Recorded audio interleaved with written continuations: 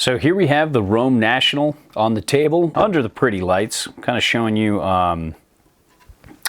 you know, its camber profile and its side cut, what it does on the table here.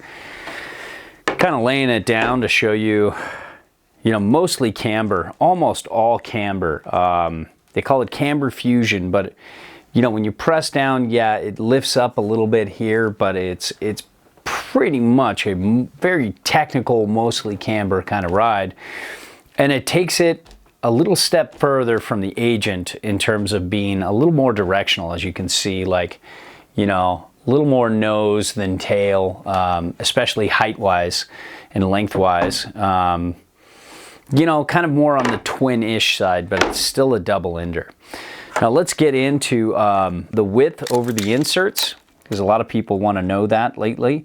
Looking at about 26.7 off the back, roughly, and about 25.8 off the front. And then let's go to the front, because this is kind of twinish, so you never know. You're looking at about 26.2.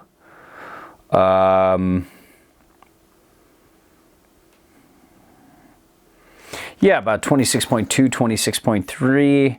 And then probably about 26.8, 26, yeah, about 26.8 off the back.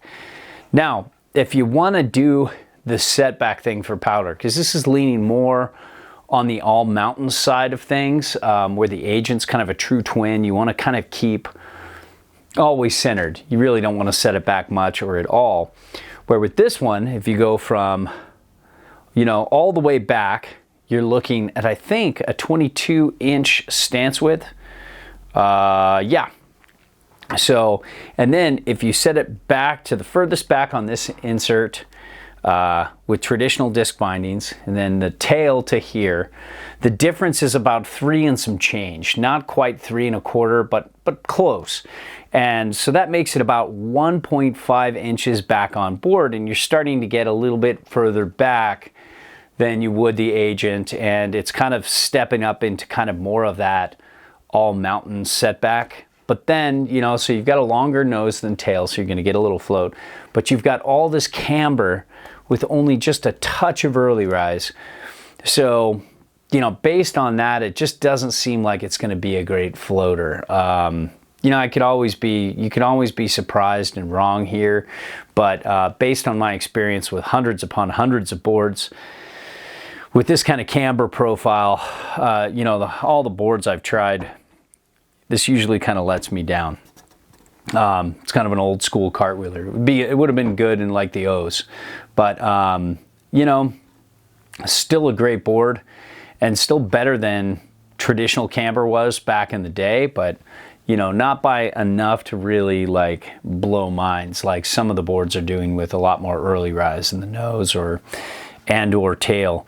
But you've got a nice smooth base. You got some die cut here, kind of like the Agent base, a little better without the die cut, but it's got good glide to it. And look at the wax retention.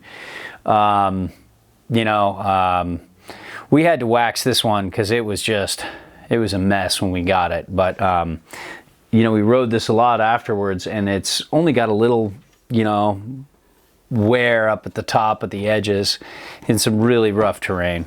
But all in all, the old Rome National is a fun, poppy, energetic, all mountain kind of ride. And if you have, you know, if you lean a little bit less on the switch side, but still occasionally do it, you want something a little more directional than the Agent as a daily driver.